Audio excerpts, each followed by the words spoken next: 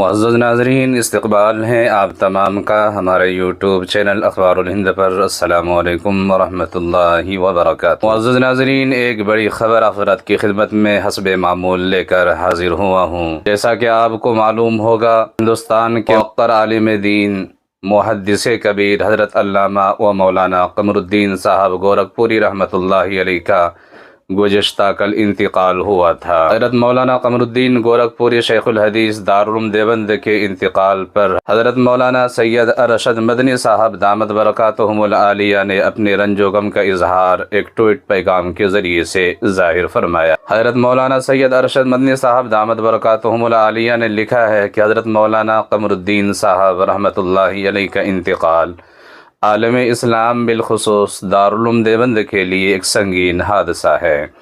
دارالعلوم دیوبند میں طویل عرصے تک ایک کامیاب مدرس کی حیثیت سے کام کرتے ہوئے انہوں نے بے شمار تشنگان علوم نبوت کو سیراب کیا۔ بلا شبہ دارالعلوم دیوبند کی مسند تدریس کی آبرو اور جماعت دیوبند کے علمی سالار تھے۔ انہوں نے تقریباً نصف صدی سے زائد تدریسی خدمات انجام دی اور مقبولیت کا اعلیٰ معیار حاصل کیا۔ آپ رحمہ اللہ کی رحلت موت العالمی موت العالم کا صحیح مصداق ہے۔ اللہ تعالی حضرت مولانا مرحوم کے درجات بلند فرمائے، لواحقین رشتہ داروں کو صبر جمیل عطا فرمائے اور جنت الفردوس میں اعلیٰ مقام عطا فرمائے، نیز دارالعلوم دیوبند کو نعم البدل عطا فرمائے، آمین ثم آمین۔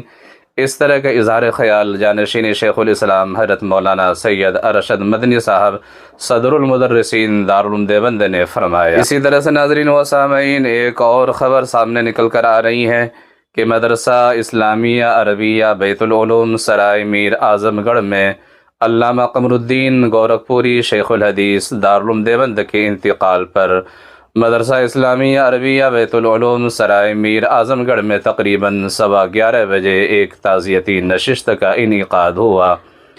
اس موقع پر مفتی محمد احمد اللہ بھولپوری دامت برکاتہم نے حضرت کا مختصر تعارف کرایا اور ان کی خدمات جلیلہ بیان فرمایا۔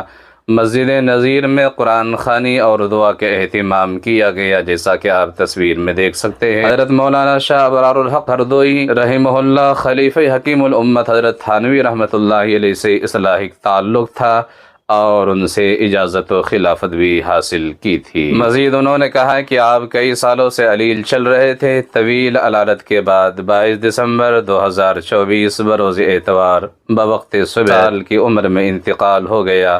آپ کے متعلقین اور محبین کے ساتھ ہزاروں شاگرد سوگوار ہو گئے اور آپ کے انتقال کی خبر چہار جانب پھیل گئی۔ آپ کی نماز جنازہ دارالعلوم دیوبند کے احاطہ میں ادا کی گئی اور مزار قاسمی میں تدفین عمل میں آئی۔ آپ سے بھی دعاؤں کی درخواست ہے کہ اللہ تبارک و تعالیٰ سے دعا فرمائیں کہ اللہ تبارک و تعالیٰ حضرت والا کو بہترین بدلہ اور صلہ نصیب عطا فرمائے، ان کی خدمات کو قبول عطا فرمائے، اس کے صلے میں اور بدلے میں اللہ تبارک و تعالیٰ جنت الفردوس میں اعلیٰ اور اونچا مقام نصیب عطا فرمائے۔